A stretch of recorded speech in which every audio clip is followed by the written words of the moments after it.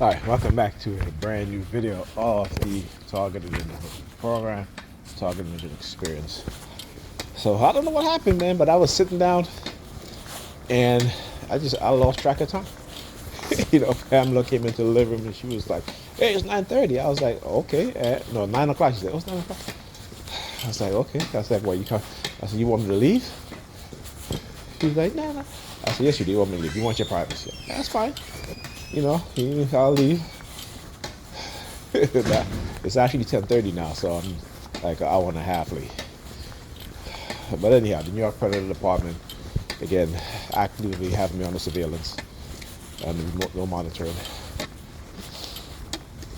And very, very tactical in what it is that they're doing and how they're doing it and how they attack. Again, and I was watching a video, therapist, Tamara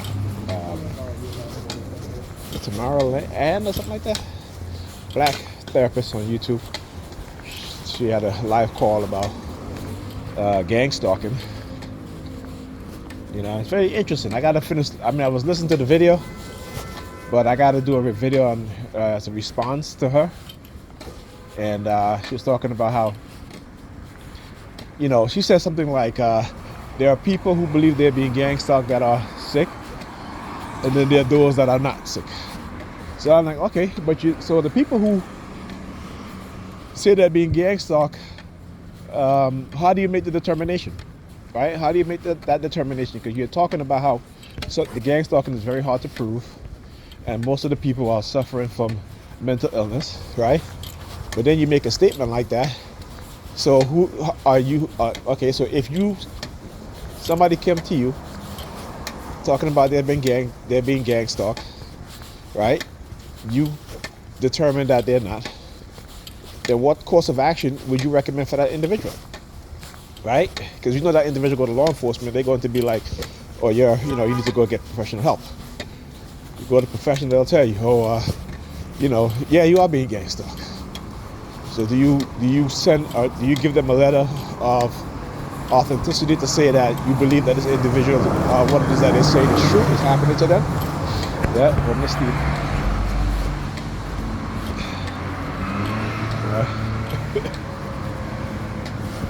So he's new. He's, like I said, they'll find new people.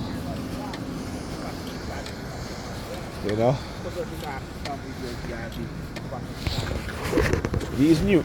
So anyhow, the gang stalker right there coming. Let's see. And he came, he looked across at the gray and black vehicle. Alright, yeah. he was literally standing up there waiting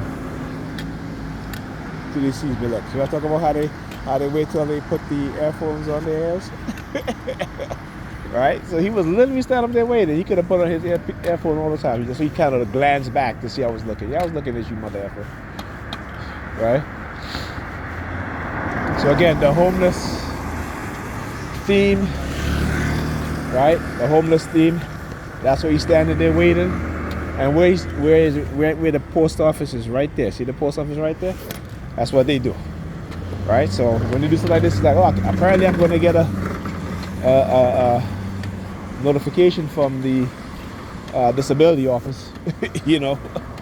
Like I said, I wish I could find that letter that I had, because I put it in my container and I believe my sister went in there and took it out. Right? Because I know I put it in there, so I can prove to you guys.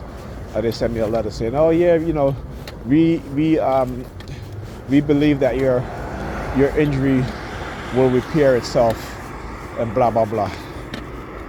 And and I should have done a video on it. I'm not sure if I did a video on it. I'm not sure anyway. But anyway, see the NYPD down there, the New York Predator Department down there. They're flashing lights. So like I said, they will always try to engage in the psychological warfare. And again, those are in law enforcement are a big part of this, because they're trying to get away with non-consensual human experimentation, illegal microchipping, illegal surveillance, right? This is why they do this like this like they try to manipulate you, right? They'll try to do what is called manufactured consent, right?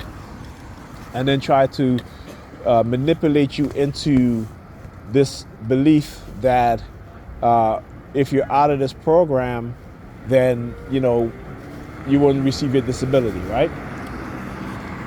These sort of coercive threats. In this way, they try to silence you using money.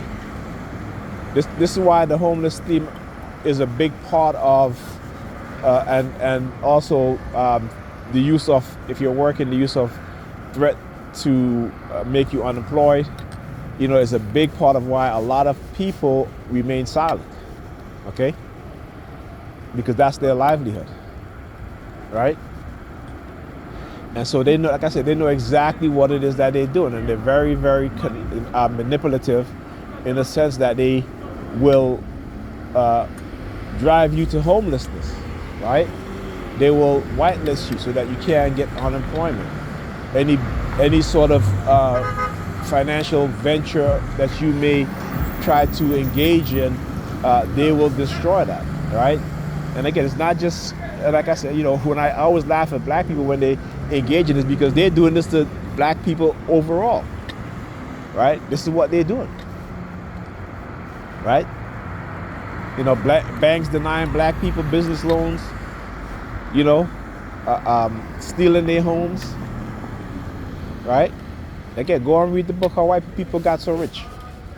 You guys think I'm kidding? They know how to manipulate us in ways in which, we have no idea. No idea. Like I said, this is why they have to make us believers. That's why the vast majority of black men and black women are believers. They're believers. They know very little. All right? And that's not a jab. It's the facts. We're made that way. Talk to you guys in a minute.